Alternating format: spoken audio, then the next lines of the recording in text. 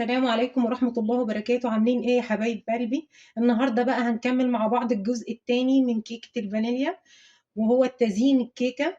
بعد ما بردت وقطعناها هنعمل لها تزيين بسيط وأنيق يليق بيها، وهقول لكم كل خطوة وانا بشتغل معاكم.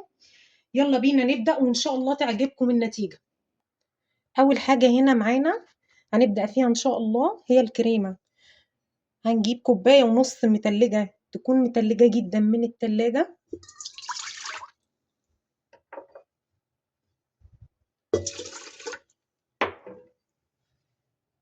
و60 جرام من السكر الحبيبات، وهنشغل عليهم العجان. وهنا ضربنا المية مع السكر، يعني دوبناها، خدناها ضربة كده عشان السكر يدوب. وهنا هحط كوباية كوبايتين الا ربع من الكريم شانتيه، ومعاها ربع كوباية من موس الفانيليا عشان تخليها هشة وخفيفة، بتليق قوي مع كيك الفانيليا. شوفوا قد ايه الكريمة بتاعتنا متماسكة وجميلة، ودي تنفع للصيف جدا، وتنفع كمان يعني تكون حشوة وتكون تغليف الاتنين. قد ايه هي ناعمة وما فيهاش اي، ما شاء الله، ما فيهاش اي فراغات. هي المفروض دلوقتي تدخل التلاجة، هنقعدها ممكن 10 دقايق ونخرجها تاني. وقبل كده كمان هناخد حبة كده نعمل بيهم طعم، اللي هي بالمربى الحليب.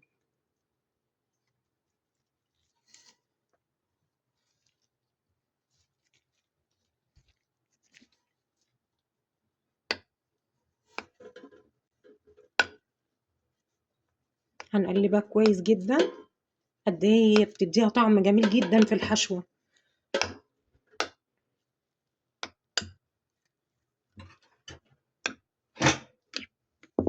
هتخرج ان شاء الله، ونجلس على طول التورتايه بتاعتنا.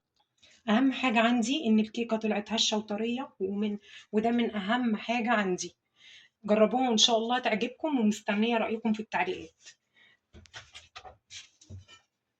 الكريمه بعد ما خلصتها هنحشي بيها على طول، مش هنستنى لحظه واحده في الجو اللي احنا فيه ده. تمام. دلوقتي انا ما عنديش طبق دوار. الجيش قال لك اتصرف، وستي انا بكلم دلوقتي ست البيت العاديه خالص، اللي مش هيبقى عندها اكيد طبق دوار. فانا جبت بوله كانت عندي وحطيت صينيه عليها، وحطيت عليها الكرتونه بتاعت الكيك. وهنبدا دلوقتي ان احنا نحشيها. اول حاجه هنعملها هندهن سطح البورد اللي احنا هنحط عليها الكيك، علشان ما تتحركش منا كده او كده. طيب، خليط التسقيه بتاعنا عباره عن ايه؟ عباره عن نص كوبايه ميه، على 3 معالق سكر، على عصره ليمونه، وعلى البوتاجاز تاخد غلوه. وطبعا مش هنسقي بيها وهي سخنه، لازم تكون بارده. هنبدا ان احنا نسقي الكيك بتاعنا كويس جدا. هنحط اول طبقه اللي هي بطعم الكراميل، نحطها كده. ممكن لو عندنا كيس تلاجة برضو يبقى اسهل علينا بكتير ان احنا نعملها اهي. ونبدا ان احنا نفرد الحشوه بتاعتنا، او بمعلقه.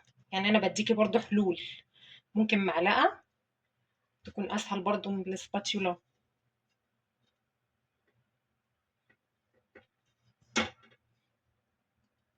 طب هي ما كملتش معانا برضو، ممكن نكملها كريمه عادي.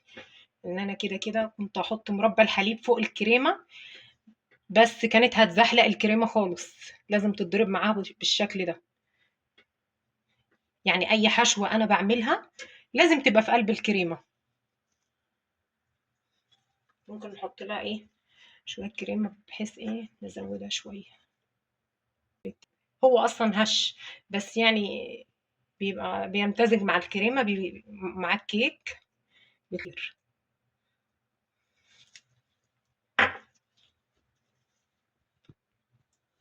هنبدأ نعمل الطبقة التانية.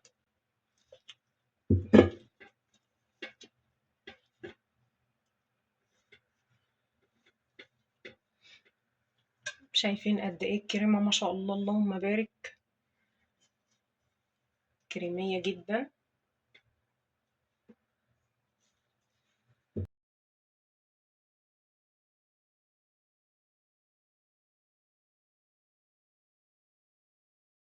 نحط هنا انا بشرب شوكولاتة، ممكن نحط شوكليت شيبس. هنغلف الباقي. دي اخر طبقة، الطبقة الثالثة. هنعمل لها طبقة خفيفة من الجناب ومن فوق، وهندخلها التلاجة تتشمع وتطلع تاخد الوش الأخير. شايفين شكل الكريمة دي بعد ما طلعت من التلاجة؟ فيها كلها فقاعات هواء. طب أنا لو قلبت كده بالسباتيولا ولا أي حاجة، لازم بمضرب كهربائي أو عجان علشان ترجع زي الأول، تبقى ناعمة أعرف أجلس بيها. ودلوقتي هناخدها ضربة كمان وبعدين نبدأ التجليس. وهنا التورته انا جلستها بس مش ده التجليس النهائي. بقى بعد الضرب هما ضربتين اتنين اهي، شايفين بقت ناعمه خالص، ما فيهاش اي فقاعات هوا. دي بقى اقدر اجلس بيها كويس. دلوقتي بقى هنبدا بقى تجليس التورته، المرحله التانية بتاعتها. لو عندك بقى مشط يكون نظيف وجديد يتجاب، او عندك الاداه دي ممكن نجلس بيها برضو ونعمل الشكل اللي انتوا شايفينه ده. وهنكمل كده الزاويه دي ونلف، الزاويه دي ونلف، هيدينا الشكل ده. انا عملتها الشكل الرخامي ده بخله ورحت عاملاها كده عشان تعرفوا ان هي يعني بسيطه جدا اهي، شايفين؟